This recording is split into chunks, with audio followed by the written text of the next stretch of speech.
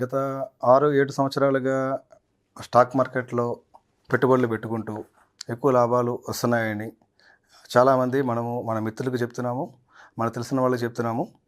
అట్లాగే వాళ్ళు కూడా వాళ్ళ యొక్క డీమ్యాట్ ఖాతాలు ఓపెన్ చేసుకుని వాళ్ళ యొక్క కష్టార్జితం అవ్వచ్చు, లేదంటే కొంతమంది అప్పు తెచ్చైనా సరే ఎక్కువ లాభం గురించి స్టాక్ మార్కెట్లో పెట్టుబడులు పెడుతున్నారు.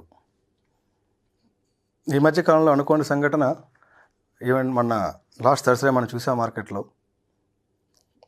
చాలామంది పెట్టిన పెట్టుబడులు కూడా వాళ్ళకి బాగా నష్టం వచ్చేలాగా జరిగింది. సో ఇటువంటి వాలటాలిటీ అంటే కామన్గా మనము తెలియకుండా మన మార్కెట్లో పెట్టుబడులు పెట్టినప్పుడు అసలు స్టాక్ మార్కెట్లో ఉండి లాభ నష్టాలు ఎందుకు వస్తాయి, ఇటువంటి చిన్న చిన్న విషయాలు మనం ఎంతైనా తెలుసుకోవాల్సిన అవసరం ఉంది. స్టాక్ మార్కెట్లో ఎక్కువ లాభాలు ఎందుకు వస్తాయి అంటే దాంట్లో ఉండే వాలటాలిటీ మాత్రమే. స్టాక్ మార్కెట్లో ఉన్న రిస్క్ కూడా దాన్ని మనం వాలటాలిటీ అనుకోవచ్చు. అసలు వాలటాలిటీ అంటే ఏంటి అనుకుంటే కనుక,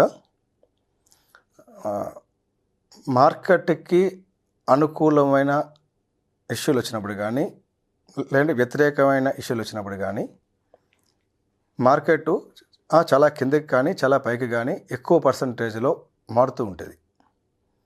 మన రష్యా ఎప్పుడైతే ఎక్కడైనా యుద్ధం స్టార్ట్ చేసిందో అప్పుడు మనం చూసిన విషయం ఏంటంటే, మన స్టాక్ మార్కెట్లో చాలా లక్షల కోట్ల సంపద ఆవిరైపోయింది అని చాలా పేపర్లో కూడా మనం చూసాము. ఇందులో పెట్టుబడులు పెట్టినా మీరు కూడా చూసే ఉంటారు. ఇటువంటి పరిస్థితుల్లో ఏం చేయాలి అంటే, ముందుగా ఒక విషయం చూడండి. మీరంతా కూడా మనలో చాలామంది మన పెట్టుబడుల మీద ఎక్కువ రాబడులు రావడానికి స్టాక్ మార్కెట్లో పెట్టుబడులు పెడుతున్నారు. అండ్ ఐడియల్గా స్టాక్ మార్కెట్లో ఎనీ ఇన్వెస్ట్మెంట్ ఒక 3 నుంచి 5 సంవత్సరాల కాలంలో ఎక్కువ రాబడి వస్తుంది. ఇటువంటి ఉన్నప్పుడు అండ్ 3 నుంచి 5 సంవత్సరాల ఆ టైం హార్జన్ గురించి మీరు పెట్టుబడి పెట్టినప్పుడు తక్కువ కాలంలో జరిగే అంటే షార్ట్ టర్మ్ వాలటాలిటీ గురించి మీరు పూర్తిగా మర్చిపోండి.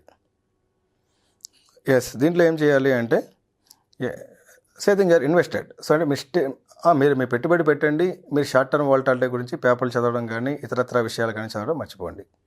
మీ యొక్క పెట్టుబడులు 3 నుంచి 5 సంవత్సరాల కాలంలో, like which is what we call దీర్ఘకాలంలో మీకు పెట్టుబడులు బాగా వస్తాయి. కానీ కొంతమంది పెట్టుబడికి కాకుండా కొంతమంది డైలీ ట్రేడింగ్ చేస్తూ ఉంటారు, అండ్ 2-3 రోజులు ట్రేడింగ్ చేస్తూ ఉంటారు. వీళ్ళు మాత్రం మార్కెట్ని ప్రతి నిమిషం ప్రతి విషయం బాగా లోతుగా అర్థం చేసుకోవాలి.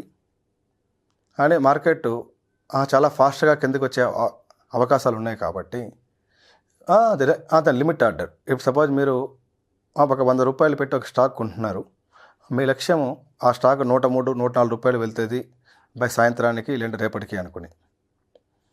కానీ అంతే త్వరగా కిందకి కూడా వచ్చే అవకాశం ఉంది కాబట్టి మీ కట్ లాస్ పెట్టుకోండి. 96 రూపాయల, 97 రూపాయల, అంటే ఇన్కేస్ స్టాకు 100 రూపాయల నుంచి 96, 97 రూపాయలు వస్తే మీ స్టాక్ ఆటోమేటిక్గా ట్రేడ్ అవుతుంది, మీ స్టాకు అమ్ముడైపోతుంది.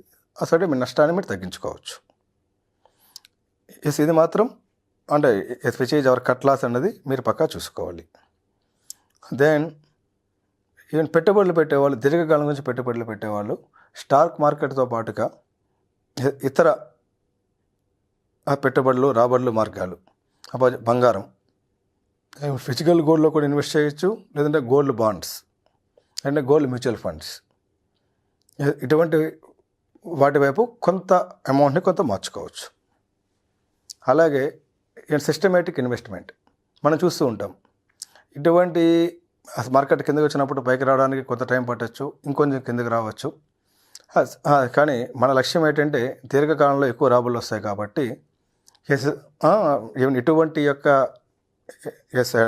ప్రతి పాయింట్ని కూడా దాన్ని క్యాచ్ చేయాలనుకున్న వాళ్ళు వారానికి కొంత కానీ నెలకు కొంత కానీ పెట్టుబడి పెట్టే సిస్టమేటిక్ ఇన్వెస్ట్మెంట్ ప్లాన్స్లో మీరు ఇన్వెస్ట్ చేయొచ్చు. అలాగే wait and watch. You don't panic, don't hurry. Market 3000 పాయింట్ల కిందకు వస్తే మనం చాలాసార్లు చూసాము. ఆ తర్వాత సంవత్సరంలో 6000 పాయింట్లు, 9000 పాయింట్లు పైకి వెళ్ళిన సందర్భాలు చాలా ఎక్కువ ఉన్నాయి. అండ్ మార్కెట్ కిందకు వచ్చిందని మాత్రం బెంబేలెత్తిపోయి మీ మార్కెట్లో ఉన్న మీ పెట్టుబడులు వెనక్కి తీసుకోవడం చేసి మీరు నష్టాలు మూటగట్టుకోవద్దు. మీ దగ్గర ఇంకా స్తోమత ఉంది, ఇంకా ఎక్కువ డబ్బులు ఉన్నాయి, ఇంకా ఎక్కువ పెట్టగలరు.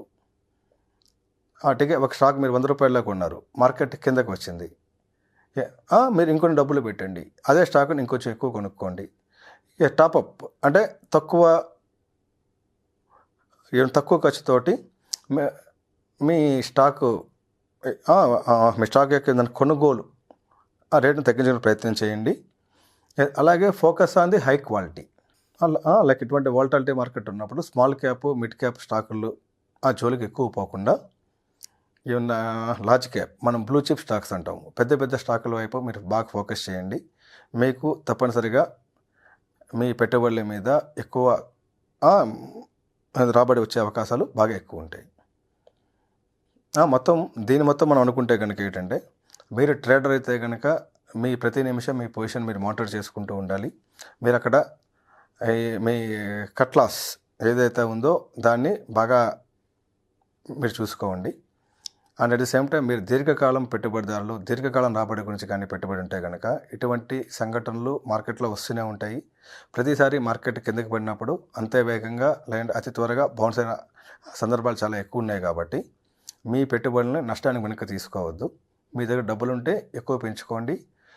లేదు కొంత అననుకూలత కానీ అనిపిస్తే కనుక మీ పెట్టుబడులని వేరే ఇన్వెస్ట్మెంట్స్కి మార్చుకుని మీరు ఎక్కువ రాబడి పొందుతారు. ఇటువంటివన్నీ కూడా మీరు don't monitor daily if you are a investor, but see the overall position of your position and market. Thank you.